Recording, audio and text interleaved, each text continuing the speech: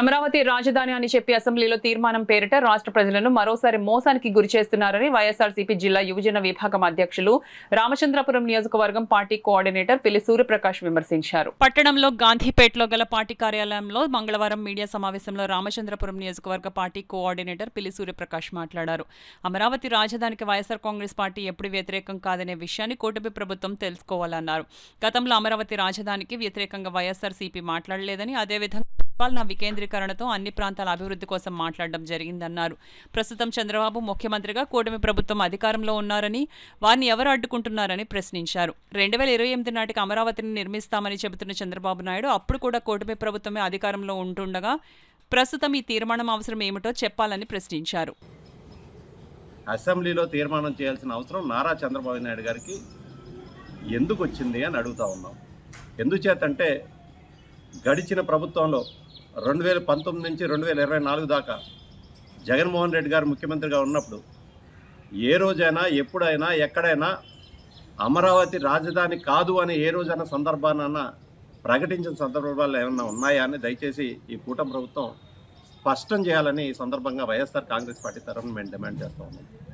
ఎందుచేతంటే కేవలం గడిచిన 5 సంవత్సరాలు జగన్మోహన్ రెడ్డి గారు అమరావతి పేరుతో జరుగుతున్న అవినీతిని వ్యతిరేకించారు తప్ప ఎప్పుడూ కూడా అమరావతి రాజధాని కాదని ఏనాడు కూడా జగన్మోహన్ రెడ్డి గారు వ్యతిరేకించలేదు. వికేంద్రీకరణలో భాగంగా అమరావతితో పాటు అన్ని ప్రాంతాలు అభివృద్ధి చెందాలని ఒకే ఒక నినాదంతో ఆనాడు వికేంద్రీకరణ అనేది ఆనాడు జగన్మోహన్ రెడ్డి గారు చెప్పారు తప్ప ఎక్కడా కూడా అమరావతి రాజధాని కాదు, రాజధాని అమరావతిగా ఉండబోదు అనేది చెప్పలేదు. మరి ఈనాడు ఈ కూటమి ప్రభుత్వం ఏం చెప్తుంది?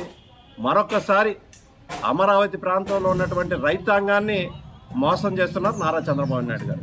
ఎందుచేత అంటే 2014 తర్వాత ఎప్పుడైతే ఆయన ముఖ్యమంత్రి అయ్యారో అమరావతి రాజధాని చేస్తానని చెప్పి ఆ అమరావతిలో ఉన్నటువంటి రైతాంగం దగ్గర నుంచి దాదాపు 50,000 ఎకరాలు సేకరించారు. 50,000 ఎకరాలు సరిపోదని చెప్పి మరొక 50,000 ఎకరాలు ఈనాడు మరి రైతుల దగ్గర నుంచి సేకరించే ప్రయత్నంలో ఉన్నారు. ఈరోజు కూడా కనీసం అమరావతి ప్రాంతాన్ని అభివృద్ధి చెందలేదు, అభివృద్ధి చేయలేదు నారా చంద్రబాబు నాయుడు గారి విషయాన్ని ఈ రాష్ట్ర ప్రజలు గుర్తించాలి, గమనించాలని కోరుతా ఉన్నారు.